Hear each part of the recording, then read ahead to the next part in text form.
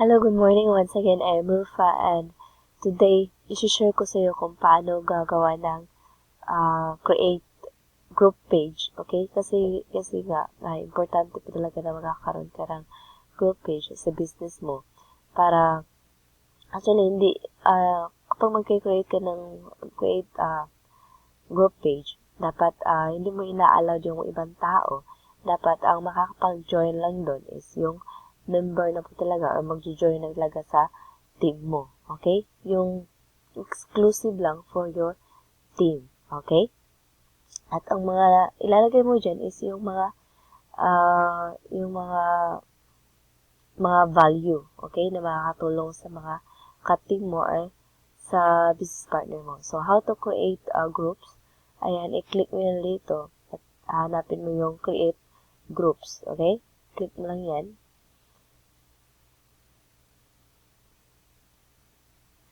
Okay, mapupunta tayo rito.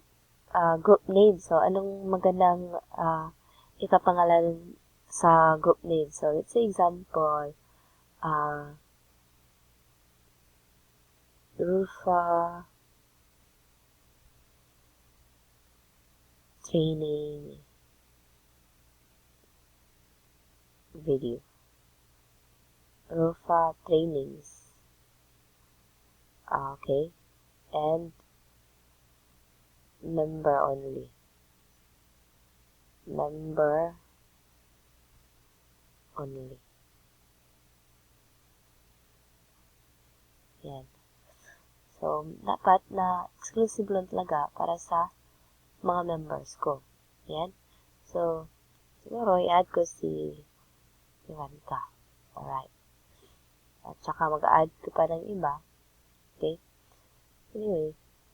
Yan. Add pa ako. Okay. Inhoy. Alright. Actually, ito yung mga ka-team ko. Genevieve. I hope na papanoorin nila itong video na to para makakatulong sa kanila. Alright. And, Mary Lou. Okay. Mary Lou. Ayan. Tapos si Michelle.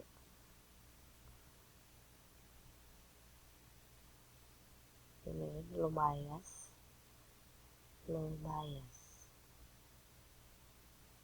Ayan. And, sino pa ba yun? So,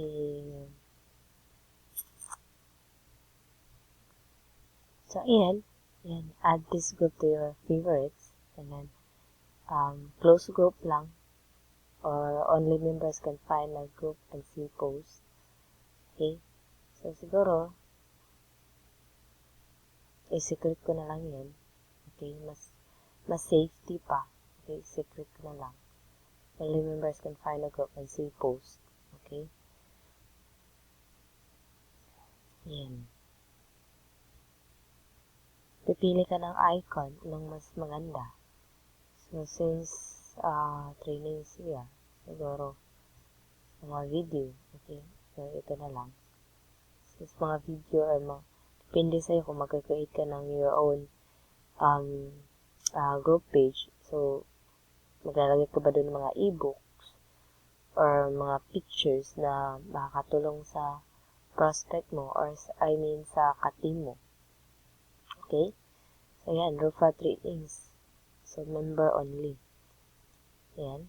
So, I'll suggest talaga, if mapapanood mo itong video na to, mag-create ka rin yan sa'yo. Kasi I'm sure na makatulong din yan sa okay. Yan. So, yun na yan. Yun yung Rufa Trainings member. Only. Okay? So, actually, walang makakapag-visit nito. Only yung ina-add ko lang dito sa member. So, yun po talaga na, yan, nakatulong po talaga siya sa atin. Okay? Yan, hanap lang ako ng picture.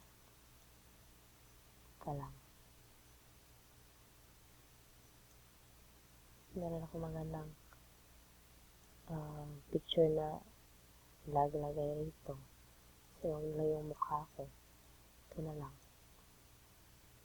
Okay? Yan. So, ayun, maglalagay ako dito. Magpo-post ako. Photo. Okay. So, ayun, maglalagay dito mo lang mag-upload ka lang ng mga video, mga valuable na tips na para sa mga groups mo. Okay? So, ayan, nakaka-create ka na ng groups. Actually, meron siyang settings. Okay? Your group has been added to your Alright, okay? So, meron yung more. Pwede ka maglagay dito ng mga files, mga documents, or yung mga e-book. Okay? Mga e-book o mga files. Yan, mag-click lang yung mga clear or mga katim mo. Diyan, makikita na yung files. Pwede ka maglagay ng mga files. Okay? Upload files or share documents. Okay? Actually, maglalagay ako. Okay? Maglalagay ako ng mga documents o mga files para makikita nyo. Okay? Actually, merong manage group dito or edit mo yung settings ng groups. Pwede. Okay? So, i-add ko lang kasi na-experience ko dati na nag-create ako ng group. Kaya hindi ko na yun ini-workout kasi ang dami ng mga tao doon na nag-visit na hindi naman siya member. Hindi ko naman siya member. So, ayan, i-make sure ko na talagang, ayan. So, membership approval. Any member can add members. Any member can add or approve members. So, kailangan talaga may approval galing sa admin or sa akin. Okay? Ayan. So, members, moderators, and admin can post to the group. Only admin can post to the group. So, pwedeng magpili ako na yung ako lang yun talaga yung magpo-post. Pwede din sa kanila. But, sa akin, siguro, dahil nga trainings ko to, or mga video to, pwede ako lang talaga yung makapag-post. The all groups post must approve by admin. Okay? So, ayan. Yun yung time na hindi ko na-check. Okay? Hindi ko na-check yung groups ko, yung na-create ko noon. Yan. All groups posts must approved by an admin or moderator. Okay? At, okay. Pick a group type. So, mag-pick ako ng siyang klaseng groups. So, yan. So, close friends. So, pili lang ka. Pili ka lang. Okay? So, sa akin, team. Okay? Team. Gusto ko yan. Since, nakaka-team ko lang yung pwede rito. Okay? So, group only change privacy settings. Alright, so, I hope, yan, okay na. Save ko na lang. Yan. Okay. Hindi nga, pwede nga ako maglalagay rito na, this group. Okay? Alright. Ano yan? Wala.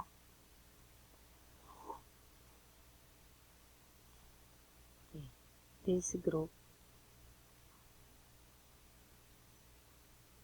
Alright. This group is exclusive. Okay.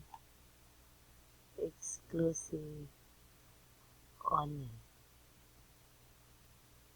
sa numbers.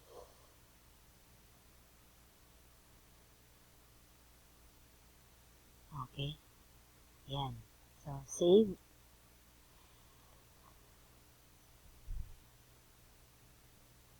So, ayan. Maraming mga... So, kung mag-add ka ng people, ayan, dyan lang. Okay? But, i-manage ko pa yung groups ko. Check ko. Okay? Ayan, members request.